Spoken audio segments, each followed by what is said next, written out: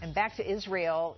Israeli Prime Minister Benjamin Netanyahu just a coalition away from snagging his fourth term after a decisive victory in parliament. While Netanyahu's hardline approach led to a showdown in Washington. Will it do that? We're asking Patrick Brennan, opinion editor for the National Review. Welcome to the show, Patrick. You were mentioning as we were just sitting chatting what was said in the presser today. Lots of negative comments about Netanyahu. What were they, and can the two sides ever get together? Yeah, so the Obama administration hasn't congratulated Benjamin Netanyahu on this sort of somewhat surprising, strange. But it's a weird thing. He congratulates like Erdogan in Turkey. He congratulates Putin, on a successful election, and Bibi hasn't apparently gotten a call yet.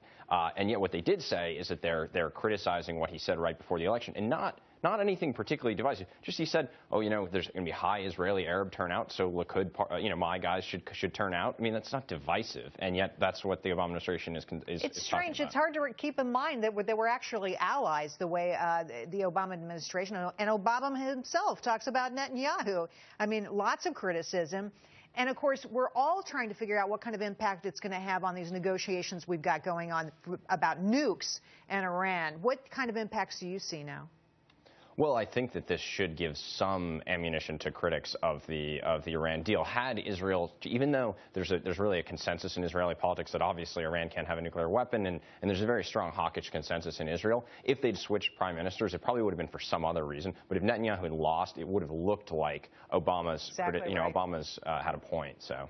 But that didn't happen now, and we know what Netanyahu has said. If Iran gets nukes, I mean, it's going to get ugly very fast. What is the way forward for Israel? This is a country surrounded by enemies. They have to take a hard line because they're all alone. Yeah, they're in a really tough spot. The Obama administration and basically the countries in these talks from Europe are pushing for a deal. They all really want a deal very badly, and especially President Obama. And there's not that much Israel can do to stop them. And so Israel has obviously, there are a lot of American politicians who'd like to stop them. So they're going to try. And Israel's been in a tough spot for about 60 years now. So. We've talked a lot about this Iran deal, and I don't really understand. The president is so dead set on this. It seems just like a bad idea from the get-go. Congress obviously up in arms about this. Josh Sherman says that, the House will have ample time to look at this deal. But is that really true?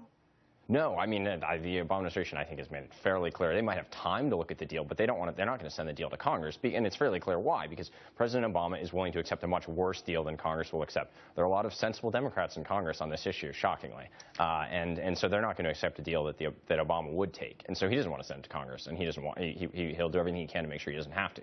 Quick reaction. We found out about this afternoon. So the president not congratulating Bibi, nothing for Bibi, and yet he's had time to fill out his brackets. Take a look at this. They've even got a hashtag, bracketology. Unbelievable. Thanks for coming on the show, Patrick. See, right there it is, bracketology.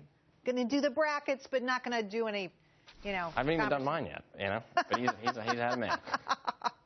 And still to come, is debt a good thing? The author of a new book explains why having a debt-free retirement may actually increase your risk of running out of money. But first, a new survey finds debt is topping students and their parents' biggest worry for college. So why are they picking dream schools with huge tuition bills? Details coming up after the break.